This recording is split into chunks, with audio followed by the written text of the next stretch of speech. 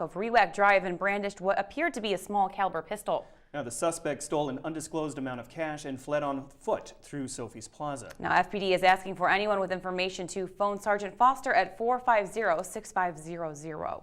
And in other news this evening, Fairbanks police continue to seek the public's assistance in locating 3 men they believe are involved in a fatal shooting that happened outside of the Rockin' Rodeo last weekend. 23-year-old John Kaverlik Jr. was shot and killed outside the bar after a fight that began inside was continued and escalated outside.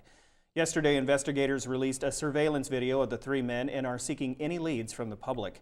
Since then, investigators have confirmed they have received numerous calls and messages from community members. The video depicts the 3 men walking inside another local bar, Kodiak Jack's. That video was taken the evening before the fatal shooting. Police say if you have information, you can phone them anonymously at 450-6550. We're ducking and dodging everything that comes in and moving on it like a heat-seeking missile. We're counting on the community to help us solve this case. These 3 persons of interest are people that were seen that night. Their stances and their composure and just the way they look, even the clothing of the people that we're interested in, that are involved. So that's the connection. A Fairbanks man is in jail accused of pulling a machete on workers at a local gas station. 32-year-old Aaron Neal Cox is charged with 2 counts of felony assault as well as theft. Now, according to an affidavit, Cox stole items from the Cushman Street Holiday gas station and when confronted by clerks outside, pulled a large knife that resembled a machete. Cox reportedly swung the weapon at the store clerk and threatened to kill him. Fairbanks police officers later located Cox walking in the area and observed him throw the machete as well as a backpack that contained another large knife. Officers later recovered a video of the incident taken by onlookers. Cox was arraigned this afternoon in Fairbanks District Court. The state would ask for a $5,000 cash performance bond. He has 6 prior convictions. So public safety hazard because of that? No, sir, because of the assault allegations against you and the fact that you had 2 weapons. So it'll be $5,000 cash performance. We'll run it concurrent between these 2 cases. Sir, will you please listen? I need to give you your conditions. The assault committed on me first. All right, so you can be excused. We'll call you back to set bail and conditions later. A North Pole woman is in jail after authorities say she assaulted her children and threatened to kill them. 44-year-old Melissa Rowan faces felony assault charges as well as misdemeanors in connection with the alleged domestic abuse. According to court documents, Rowan threatened her 11-year-old child numerous times, writing, quote, "I hate all of you" on the furniture and stabbing the child's pillow with a knife and scissors. Responding officers said the child feared for her life because her mother had pulled her hair and chased her around the yard with a 5-foot-long fish spear. Officers observed severe damage to the child's room after a visitor had phoned 911. Rowan was arraigned this afternoon in Fairbanks District Court. She is being held on $1,000 bail plus the condition of a court-approved third-party custodian. The Alaska House Finance Committee has unveiled a draft state spending plan that seeks to dial up pressure on minority Democrats to end a long-running budget impasse. The plan addresses 2 minority priorities: full funding of the per-student funding formula for next year and cost of living increases for union contracts. Funding would be contingent upon a 3/4 vote being obtained to access the constitutional budget reserve to cover costs. If House minority members again vote to block access to the CBR, the majority is prepared to move forward with House Bill 2002 that will allow the state to access the permanent fund earnings reserve. That may be the only other option that we have, other than laying off every state employee or sending out pink slips to every employee. That's not something that we're interested in doing. It's the last thing we would like to see, but it may, House Bill 2002 may be the only option that's available. 2 weeks ago, more than 600 people walked and ate at various stops all over the downtown area for charity. The 2015 Walk for Charity was the 13th annual event of its kind for 47 nonprofit agencies across the interior. The grand total of donations exceeded this year's goal and turned out to be the 2nd highest amount ever collected. Those donations will now be divided up between the agencies, which will allow them to continue their assistance to the community. On May 8th, we had the 13th Visitor Industry Walk for Charity, and that is where we had local nonprofits sign up with us to receive funds donated by locals participating. This year, the 47 nonprofits, we raised just over $19,000, and out of the 13 walks that we've done, we've raised over $315,000. So we had a wonderful turnout, 607 walkers, and can't wait to do it again next year. All right, when we come back, solar power will be on display this weekend so the public can see new ways to save energy. Also in our military report, the Army and the Air Force are working together in a special exercise down at Donnelly Dome. Those stories are next. Stay with us. And welcome back. Some of the area's biggest players in solar power will be on full display this Saturday. A self-guided tour put on by the Alliance of Reason and Knowledge is illuminating local homes, businesses, and other buildings that use the sun or Earth's heat to generate energy. Stops on the tour include the UAF Solar Bus, the Cold Climate Housing Research Center, and the Bonnier Apartments. There are a total of 8 locations being highlighted between the hours of 10 a.m. and 4 in the afternoon. Representatives will be present at some of those areas to discuss how the various energy-producing devices work. Event coordinator Robert Shields says the tour gives people who are interested in alternative energy the chance to learn about it in a hands-on way. Really want to increase the awareness of how cost-effective these things are, as well as how communities can come together and work collaboratively to overcome the financing challenges. It just allows people to get their hands into the systems and look at them and talk to the owners, and that's the best kind of education. Army and Air Force crews have been joining forces during the Red Flag 15-2 exercise at the Donnelly training area. Monty Bowen has details in this week's military report. There it is. She's gonna come screaming.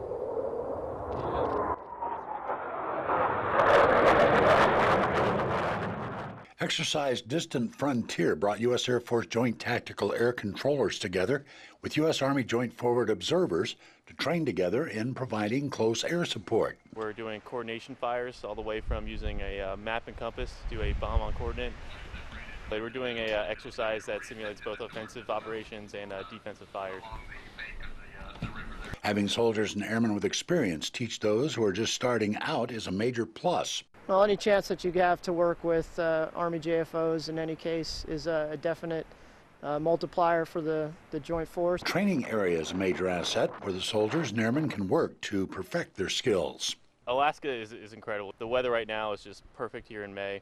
Everything is just beautiful to see, but you get that training area that's so big with a wide array of targets and different possibilities that we can train on. On today's battlefield, we just have so much going on as far as what we can be shooting at the enemy, from aircraft to surface munitions, mortars attached with the maneuver unit. So to be able to coordinate all of those onto one battlefield with just one fire support team is an awesome feeling, and it's an awesome skill set to have. Well, no big deal. Love this job. This is Monty Bowen reporting. The Military Report is brought to you by Stanley Nissan. Innovation for all. And it's time once again to check in with our friends at Pioneer Park. This time it's all about Fbx Day. Hello and welcome back to another edition of What's Happening at Pioneer Park. We're kicking off the 2015 season here at the park. This week it is all about Fbx Day, so we're going to go and talk with some of the management here at the park, but we're really excited to start again this year and show you all of the things that the park has to offer for you and your family. Come on.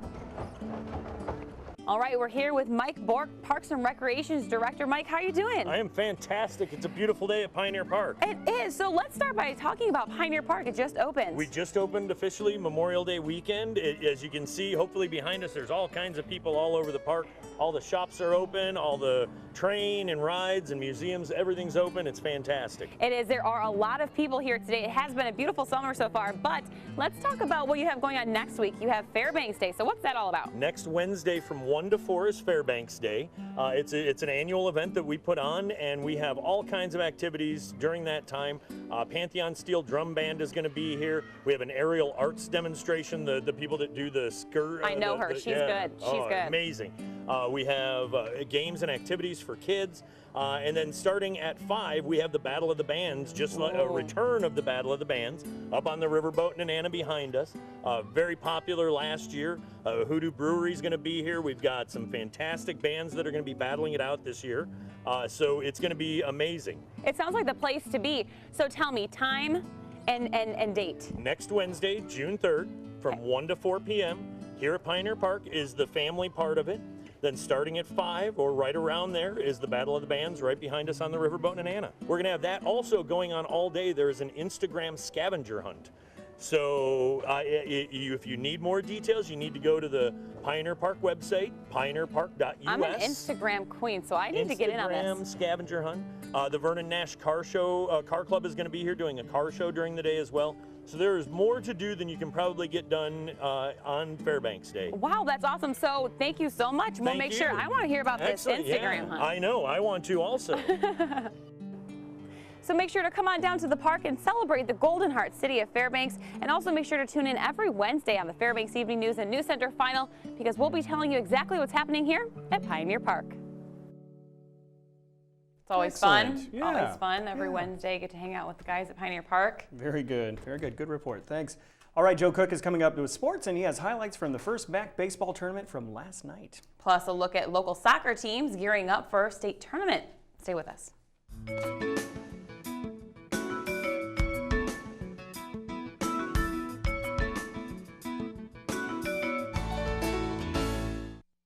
Welcome back, Interior Alaska. Joe Cook here in a sports seat for you this evening with your Wednesday Sportscast. The state soccer tournament begins tomorrow, and 2 interior teams will try to be the first to bring back hardware for interior soccer. Here's more on the Wolfpack soccer teams. The West Valley girls and boys will begin their quest for state soccer titles tomorrow. The girls team hasn't been to the tournament in a little while. Senior Christina Bussell remembers when West Valley had a nice run back in 2012. My freshman year, we went to the championship game at state, and that was awesome, but it was a similar bracket to this one, and I think it feels nice to be back. This will be the state tourney debut for West Valley's fat freshmen like Kiara Simpson and Grace Marks, and their head coach John Cadigan in his second year with the program. They will open against the Wasilla Warriors Thursday at 5 o'clock at Eagle River High School. The Wolfpack beat Wasilla 1-0 in the season opener. Wasilla, they have probably played more games overall season because they had an earlier start than we did. Hopefully that's true, because then they became more organized at the beginning. We became organized at the end, so peaking out, I think. So it'll be interesting. The West Valley boys will try to make some noise in the tournament following an undefeated conference run. The Wolfpack will play state-powered Juneau Douglas. The Crimson Bears have been in the state final 10 times since 2001. The Pack want a little get back. They were eliminated by Juneau last year, who finished in 4th place. I think we came out a little slower in that second game against Juneau, and that long extra time game against South definitely played a part. We were feeling a little fatigued, and I think coming in fresh-legged and wanting a little bit of revenge, sort of like grudge match, but it'll be fun, I think, to play them again. We're going to be the underdogs. You look over there and you see teams that have won, the last 15 years, those are the teams that have won State Cup. But I'm still very confident that the lads can go down there and perform. They're pumped up and they're positive, and there's a lot of energy. We got a lot of depth. We might not have the most talented squad in the state, but we have a lot of depth, and hopefully we can use that to run them into the ground a bit down there. The Wolfpack boys' first game begins at 3 o'clock at Eagle River High School on Thursday. Joe Cook reporting. Tuesday was the opening day of the first ever Mid-Alaska Conference baseball tournament at Grotto Memorial Park. Number 4 Monroe and number 5 Delta Junction had the honor of having the tournament opener. Monroe junior Grant Olson had the play of the game in the first inning, down 3-0 to Delta with the sacks loaded, 1 out, and Olson hits a grand slam right there at left center field. The ball gets right over the fence. It's his first career home run and the first homer of the year for the Rams, and what a time to hit one in the conference tournament opener. Monroe led 9-4 after 4 innings as Ryan Michelle and Olson kept the offense going with RBI triples in the second inning. The Rams, they go on to win the MAC tourney opener 14-8 over Delta. Monroe will face undefeated number 1 seed Lathrop today to advance to the winner's bracket. Here's Olson on his grand slam. I mean, I just saw it. That's where I like the pitch. I felt like I got a good hit on it, and I didn't even know it went over the fence, honestly. So, I mean, it felt really good coming off the bat. So everyone was pretty excited about it. So we'll be ready to go tomorrow. We're gonna need to play good ball. We're not gonna get any errors. We need to keep it clean out there and hit the ball too. Get some balls out of the infield. Do the little things. No mistakes. And staying with the MAC baseball tournament, the night game was a 3 versus 6 seed matchup between the North Pole Patriots and Allison Ravens. Both starting pitchers struggled a bit to start. It was 2-2 in the first as both pitchers walked the first 2 runs of the game. However, in the bottom of the first, North Pole scored 7 runs with 2 outs. They got 2 walked runs, scored 3 times on pass balls, and had a couple of RBIs. Brady Brooks drove in Tyler Wilbur with the first hit of the game. And then the little guy, Brandon Grosbeck, got the base knock to bring Brooks home. North Pole wins their turning opener 17-5 over the Ravens. The Patriots will face West Valley in round 2 tonight. And lastly, in softball, the Hutchinson Hawks bounced back from a tournament title game loss with a pair of wins. Hutchinson sweeps Delta Junction in a road doubleheader. The Hawks won 7-4 and 10-0 for conference wins. Sydney Jacobs went 2 for 2 with 3 ribbies in game 1. Riley Bodyfelt was feeling it, going 2 for 3 with 2 RBIs and 2 runs scored in game 2. They will face Allison in another doubleheader tonight. That's it for sports tonight. Mike Schultz is next with your full weather forecast, and we'll catch you next time. Hey everyone, welcome back into the Fbx Evening News Wednesday night edition. Mike Schultz with you once again. We're talking weather. We're talking about a nice day across the interior. Lots of sunshine. Temperatures not as warm as we were hoping for, but still a very nice day. And we're looking at this to be the trend right on into the weekend with maybe an outside chance of a few showers tomorrow, and then things getting a lot better in the weekend. Our photograph night sent in by Bill Cody, and as we call it, a great mountain shot because he was on the Tanal River around the Shaw River, and he was able to capture this. What a gorgeous, beautiful photograph that is. And as always, like we say, if you have a photograph that you want to share, send it to photos@ktvf11.com. The numbers look like this: 72 for our high today, the low last night, a very warm 54. Record high 85 in 2011, record low 28 in 1927. Sunrise and sunset over 20 hours of daylight by 2 minutes, and that's a gain of 6 minutes from yesterday. On the satellite and radar, not a whole lot going on. Things have cleared out pretty good. As you can see, for the most part, we're looking at just some clouds over the Canadian area, a Canadian border, right along the Canadian border, and that's about it. And out to the southwest, again, looking at, for the most part, a few scattered showers here and there. What's going on across the rest of the state? Well, as you can see here, temperature-wise, looking at Juneau at 55 degrees, Ketchikan, some showers in 62. Also around the Anchorage Bowl, 60 in sunshine. Kodiak at 54 sunshine, and Cold Bay 55 and partly cloudy skies. Not too bad in Nome, warmed up a little bit, 45 degrees there, cooling down to freezing at Barrow 32, and Fort Yukon at 72 degrees. All right, lower 48 weather. We're going to be talking again about more activity moving across parts of Texas. More thunderstorm activity there, something they don't need. More showers and thunderstorms across the Central Plains too. Out to the west, warming up pretty good. Phoenix at 97, Las Vegas 93. Elsewhere on the East Coast, looking at a little bit of activity around the Miami Peninsula, 88 degrees there, in New York 81. On the satellite and radar, more storms moving across the eastern sections of the country, and then more storms firing up in the daytime. Boy, look at this boundary here of storms moving off the eastern slopes of the Rockies. That means more heavy rain for those folks there. And the overall outlook is because of the humidity coming in off the Gulf of Mexico, clashing with that cold air coming in from the west. And it's strong storms later on this evening into tomorrow, also all day long. Now, the overall outlook for this weekend, a little bit of a break there for the folks because the jet stream moves back up to the north, which means not as much agitation in the atmosphere, and so storms will be mainly confined to parts of the deep south with very warm temperatures out to the west. Well, back to Alaska for tomorrow in the northern sections. We're looking at mostly cloudy skies at Barrow, chance of rain for Nome and Fort Yukon. While here in the interior, looking at, for the most part, cloudy skies, a chance of rain for Fairbanks and Healy. Maybe some isolated thunderstorms around the Delta Junction area. While over to the southeastern sections, mostly sunny skies in Juneau and mostly cloudy skies at Ketchikan. And temperatures right around the 60-degree mark. Out to the southwest, rain for Cold Bay, partly cloudy skies for Kodiak, and periods of rain expected in Bethel. And down around the Anchorage Bowl, well, for the most part, mostly sunny skies for Anchorage and Homer, and partly cloudy skies for Valdez. Well, our forecast for tonight for the Fairbanks area looking pretty good. Looking at just scattered clouds. Cannot rule out a shower. There are a few out to the east of us. If they drift this direction, then we'll look like maybe showers, but for the most part, it looks pretty good. 51 for the overnight low. Tomorrow's forecast, 71. Increasing clouds with a chance of rain. And the extended forecast cooling off for the weekend, right around 70 degrees. Overnight lows, again, very consistent, right around the 47 to 50 degree mark. And the precipitation chances will be mainly around an opportunity of some afternoon or evening showers, possibly for the, well, toward the weekend, but not quite in the weekend. All right, Mike, that still looks good. Yeah, not too bad. All right, thank you. That'll wrap up this edition of the Fbx Evening News. We are glad you could join us. Tonight on NBC Nightly News, Rick Santorum joins the crowded 2016 Republican presidential race. That's up next with Lester Holt. You can join us here 6 days a week at 6 and 11 or online anytime at webcenter11.com. All right, from all of us here at the News Center, have a good night. Good night.